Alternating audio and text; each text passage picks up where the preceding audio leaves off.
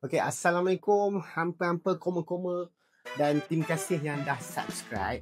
Yang belum tu, tekanlah dulu kan. Sebab cerita malam ni pasal cerita M. Nasir. Dan cerita M. Nasir ni jenis cerita yang tak masuk ikut telinga. Dia masuk ikut ruang hati yang hampa-hampa ni selalu cuba nak elak. Mari kita dengar sama-sama. Okey, aku nak share sikit apa yang aku kaji lah. M. Nasir ni, dia ni seniman yang lahir dari kanvas. Tapi takdir dia ni untuk menulis lagu bangsa. Hampa bayangkan kalau M. Nasir ikut hidup asal dia. Aku rasa hari ni kita ni tak kenal pun nama dia. Sebab dulu dia ni bukannya penyanyi tau. Dia ni juga bukannya komposer. Kalau korang nak tahu, dia ni adalah pelukis. Nama penuh dia ni Muhammad Nasir bin Muhammad. Lahir dia 4 Julai 1957 dekat Bukit Panjang, Singapura. Dari kecil, M. Nasir ni dia minat seni tau. Tapi seni dia bukan seni muzik. Seni dia adalah seni melukis. Macam mana perjalanan kehidupan dia? Dia ni masuk belajar dekat Nanyang Academy of Fine Arts. Ambil diploma lukisan barat. Dia ni nak jadi pelukis profesional. Hidup dalam warna lah kan. Canvas, cat minyak. Bukan mikrofon, bukannya gitar. Kumpulan yang bernama Kembara. Dengan siapa? Dengan S. Sahlan, Ahmad dan rakan-rakan dia lain. So untuk album pertama Kembara ni sold out, meletup, kebabung. Lirik dia lain macam, muzik dia lain macam zaman tu lah. Dan cara dia persembahkan seni dia dan bercerita dalam lagu tu memang lain macam. Masa tu Melayu tak pernah dengar lah lagu muzik macam tu.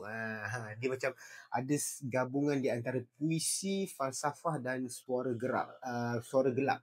Muzik folk rock yang tak pernah ada dalam industri Malaysia masa tu. So daripada situlah nama Cik M. Nasir ni naik, bukan kau kaleng-kaleng. Dan ada orang bagi tahu M. Nasir ni naik bukan sebab dia handsome rupa dia, tapi sebab jiwa dia yang memang anak. Dalam keadaan tu, masuk dia era 80-an, 90-an ni kan, dunia muzik zaman tu dia berubah. Dan bila arus ni bertukar, orang mulalah persoalan kan. M. Nasir ni relevan lagi ke? Okey lagi ke? Ngam lagi ke kan? Zaman tu, zaman rock kapak dia tengah naik. Lepas pada zaman rock kapak tu, masuklah era pop balada. Lepas pada era pop balada tu, masuk pula zaman commercial pop. Banyak artis-artis yang sebelum tu tenggelam dan banyak yang hilang arah. Tapi powernya Cik M. Nasir ni, dia tak lawan arus tau tentu. Dia bentuk arus. Walaupun kumpulan dia Kembara bubar, dia solo kan. Album Saudagar Mimpi dan Laksamana angkat Cik M. Nasir ni ke tahap yang baru. Cuma try dulu. Ngam. Kalau ngam, komen kat bawah. Tapi tekanan tu tetap ada kan. Tak semua orang faham apa itu muzik dan tak semua orang boleh faham apa naluri muzik Cik M. Nasir masa tu.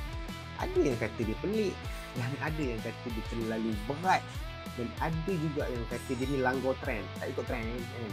Tapi dalam diam, dia sebenarnya tengah buat roja berat. Roja memang berat.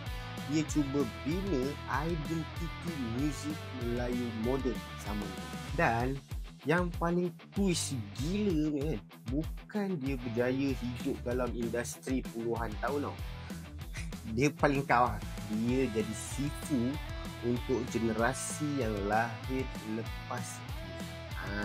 Ni aku bagi satu versi yang acah-acah lengkap lah untuk korang komen-komen ni fikir kan. Artis besar yang jadi legend pun belajar dari M. Nasir. Contoh aku bagi siapa? Ella, Serge, Wings, Rahim Ma'ruf, Ekspedisi, Slam dan ramai lagi. Kalau korang nak tahu, dia tulis lagu-lagu yang sampai hari ni orang hafal tak masuk akal. Dia ni bukan sekadar penyanyi, Nasir lah. Dia ni komposer, penulis lirik dan juga pengarah album, juga pelakon serta falsafah bergerak. So, dia hidup dalam muzik macam dia hidup dalam seni lukisan dia dulu. Dia ni lukis satu jiwa bangsa, gunakan not, guna melodi dan juga gunakan perasaan dia. Dia M. Nasir ni sebenarnya kan, kalau kau perasan, aku tak tahulah, aku bagi aku dia ni tak ikut zaman tau, tapi zaman yang ikut dia. Itu benda yang tak semua artis ada dan tak semua anak-anak seni ada lah bagi aku kan, tak tahu kan. Untuk menjadi legenda, apa cuma perlu jujur dan dengan suara yang Allah SWT, Tuhan letak dalam dada hampa tu, gunakan dengan sebaiknya. So M. Nasir ni dari pelukis kepada komposer, dari band Kembara kepada Sifu Music, dan dari lagu Hati Emas ke Mentera Semerah Padi, ke Bonda, ke lagu-lagu yang jadi nadi orang Malaysia.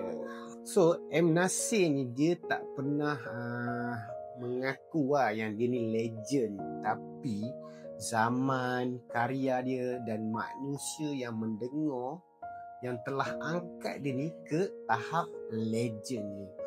Itulah dia aku rasa beza popular yang buat-buat dengan popular abadi. Ada beza je lah kan. Tapi kalau korang nak tahu, popular ni hilang tau. Apa yang tak hilang adalah abadi. Itulah dia cerita M. Nasir ni lah. Cerita yang tinggal dalam hati dan hampalah yang kena fikir sendiri benda tu. Jangan kau memendap udah. Dunia ni tak udah-udah dengan misteri. So, sampai jumpa di episod dan akan datang serta di video akan datang. Salam.